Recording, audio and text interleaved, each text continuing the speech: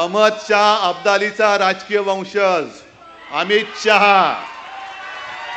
अहमद शाह अब्दाली तो पण शाहच होता, तो अहमद शाह होता, हे अमित शाह आहेत.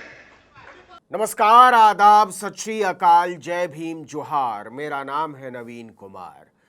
महाराष्ट्र में राजनीतिक हलचल रोज बरोज तीखी होती चली जा रही है और इंडिया गठबंधन आत्मविश्वास से इस कदर लबरेज है कि महाराष्ट्र के चक्कर में दिल्ली वालों को भी लपेट ले रहे हैं। आपको याद होगा, पिछले दिनों NCP SP chief Sharad Pawar ने नाम लेकर अमित शाह को तड़ी पार कह डाला था और अब शिवसेना यूबीटी चीफ उद्धव ठाकरे ने अमित शाह को अहमद शाह अब्दाली का वंशज बता दिया है। अहमद शाह अब्दालीचा राजकीय वंशज अमित शहा. अहमद शाह अब्दाली तो पण शाहच होता, तो अहमद शाह होता, हे अमित शाह आहेत. उद्धव यही नहीं रुकते, वो महाराष्ट्र के डिप्टी सीएम देवेंद्र फडणवीस को खटमल बता देते हैं। मतलब सोचिए कि जिसके पार्टी के अध्यक्ष बनने की चर्चा उड़ाई जा रही है उसको खटमल बताया जा रहा है और जो पहले अध्यक्ष रह चुका है उसको अहमद शाह अब्दाली का वंशज बता रहे हैं। अरे नवाज शरीफचा केक खाणारी अवलाद तुमची, तुमच्याकडनं आम्ही हिंदुत्व शिकायचं. केवळ काँग्रेस सोबत आम्ही गेलो, तुम्ही नालायकपणाने केलं. जे शंकराचार्य म्हणाले विश्वासघात करने वाला हिंदू नहीं हो सकता, तो विश्वासघात तुम्ही आमच्याशी केलेला आहात. अब महाराष्ट्र में भयानक बवाल मचा हुआ है। पुणे में पार्टी कार्यकर्ताओं को संबोधित करते हुए उद्धव ठाकरे ने भारतीय जनता पार्टी पर पावर जिहाद करने का आरोप लगाया। उन्होंने कहा कि भाजपा सत्ता में रहने के लिए राजनीतिक दलों में फूट डाल रही है। अहमद शाह अब्दाली के वंशज हमको राजनीति न सिखाएं। दरअसल उद्धव 21 जुलाई को अमित शाह के उस बयान से चिढ़े हुए थे जिसमें उन्होंने ठाकरे को औरंगजेब फैन क्लब का सदस्य बता दिया था। अहमद शाह अब्दालीचा राजकीय वंशज अमित शहा. अहमद शाह अब्दाली तो पण शाहच होता, तो अहमद शाह होता, हे अमित शाह आहेत. अमित शाह ने कहा था उद्धव ठाकरे उन लोगों के साथ बैठे हैं जिन्होंने 1993 के मुंबई बम धमाकों के दोषी याकूब मेमन के लिए जीवन दान मांगा था। औरंगजेब फैन क्लब क्या है? जो 26/11 के आतंकी हमले के दोषी कसाब को बिरयानी खिलाते हैं, जो जाकिर नाइक को शांतिदूत पुरस्कार देते हैं और जो पीएफआई का समर्थन करते हैं। उद्धव ठाकरे को इन लोगों के साथ बैठने में शर्म आनी चाहिए। महाविकास अघाड़ी औरंगजेब फैन क्लब है, ये भारत की सुरक्षा सुनिश्चित नहीं कर सकता। उद्धव ठाकरे इस फैन क्लब के लीडर हैं। ये फैन क्लब महाराष्ट्र और भारत को सुरक्षित नहीं रख सकता है। सबकी सुरक्षा सिर्फ भाजपा कर सकती है, अमित शाह ने कहा था। इसी पर उद्धव ठाकरे ने अमित शाह को अहमद शाह अब्दाली का वंशज बता दिया। अहमद शाह अब्दालीचा राजकीय वंशज अमित शहा. अहमद शाह अब्दाली तो पण शाहच होता, तो अहमद शाह होता, हे अमित शाह आहेत. उन्होंने कहा कि भाजपा के सहयोगी नीतीश कुमार और चंद्रबाबू नायडू हिंदुत्ववादी हैं क्या? अमित शाह बताएं उनका हिंदुत्व कैसा है? गृह मंत्री को संघ का हिंदुत्व मान्य है क्या? इस वजह से भाजपा ने जो शुरू किया है वो पावर यानी सत्ता जिहाद है।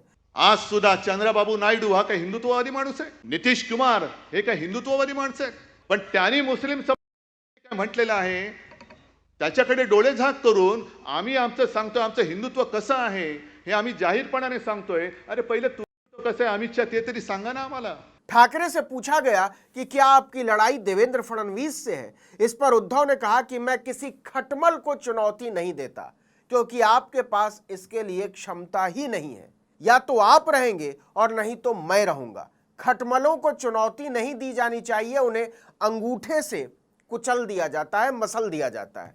इससे भाजपा के तन बदन में आग लग गई क्योंकि अहमद शाह अब्दाली महाराष्ट्र की राजनीति में सबसे बड़े खलनायकों में शुमार है।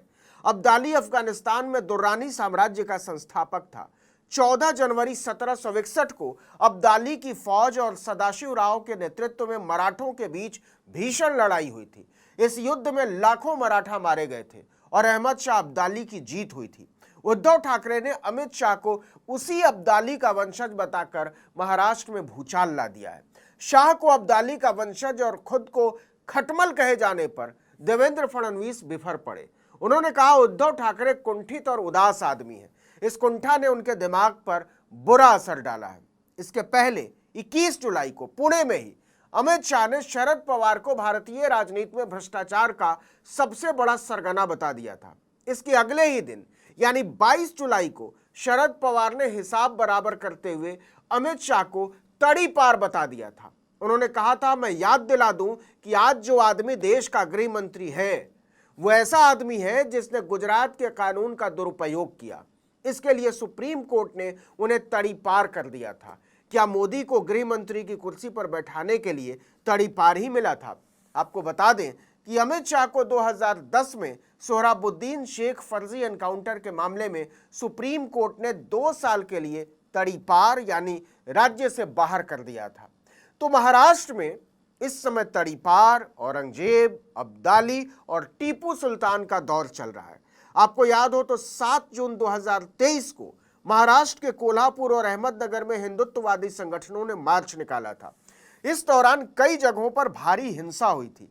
इसे काबू में करने के लिए पुलिस को लाठीचार्ज करना पड़ा था। 36 लोगों को गिरफ्तार किया गया था। इस घटना के बाद एनसीपी चीफ शरद पवार ने कहा था कि अभी ऐसी स्थिति है कि हमें मुसलमानों और ईसाई धर्म के लोगों की चिंता करनी चाहिए। पवार के इसी बयान पर प्रतिक्रिया देते हुए नीलेश राणे ने उन्हें औरंगजेब का अवतार बता दिया था। फडणवीस ने उस समय एक बयान दिया था कि अचानक औरंगजेब की इतनी औलादें कहां से पैदा हो गईं। इस पर एआईएमआईएम नेता असदुद्दीन ओवैसी ने जवाब देते हुए कहा था कि अच्छा, आपको पूरी तरह से मालूम है कौन किसकी औलाद है? ये आपको मालूम है ना? मुझे नहीं मालूम था कि इतने एक्सपर्ट हैं आप।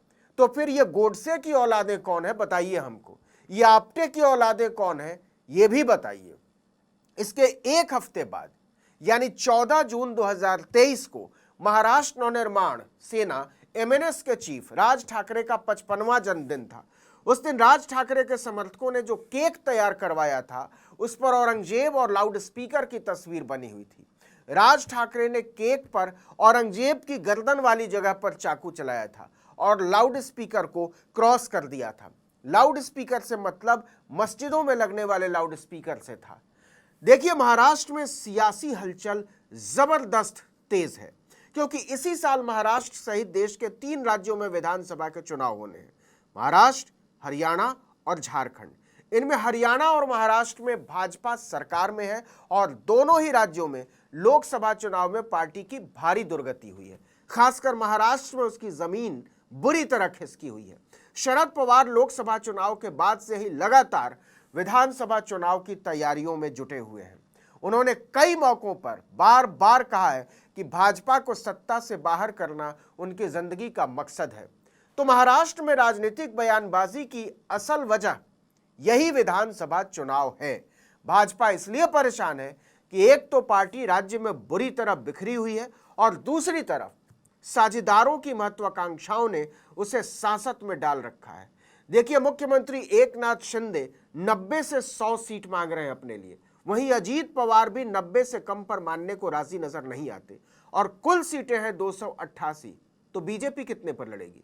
भाजपा की हालत इतनी खराब है कि न ओबीसी उससे खुश है, न मराठा, न दलित और मुसलमान तो खैर है ही नहीं। लोकसभा चुनाव में इसका मजा भाजपा चख चुकी है। 23 सीटों से सीधे 9 सीट पर आ गई। शिवसेना 13 से 6 पर आ गई शिंदे वाली और अजीत पवार 4 से 1 पर। मतलब भाजपा का पूरा गठबंधन डूब गया। वहीं कांग्रेस 1 सीट से 13 पर पहुंच गई। उद्धव ठाकरे की पार्टी 5 से 9 पर पहुंच गई और एनसीपी 0 से 8 पर। अब न मोदी की समझ में आ रहा है कि महाराष्ट्र में क्या करना है, न जेपी नड्डा की समझ में आ रहा है कि क्या करना है, और पार्टी के चाणक्य अमित शाह को तो उद्धव ठाकरे ने अहमद शाह अब्दाली का वंशज ही बता दिया है। बचे देवेंद्र फडणवीस, तो उद्धव ठाकरे कह रहे हैं कि वो खटमल है और हम उनको मसल डालेंगे। इस वीडियो में इतना ही, लेकिन अगर आपने आर्टिकल 19 इंडिया को अब तक सब्सक्राइब नहीं किया है तो फौरन कर दीजिए, बेल आइकॉन दबाइए, घंटी जैसी आकृति लाइक कीजिए और कमेंट करके बताइए हमारा वीडियो आपको कैसा लगा। हमारा ट्विटर हैंडल है article19_India और मेरा ट्विटर हैंडल है नवीन जर्नलिस्ट। नमस्कार।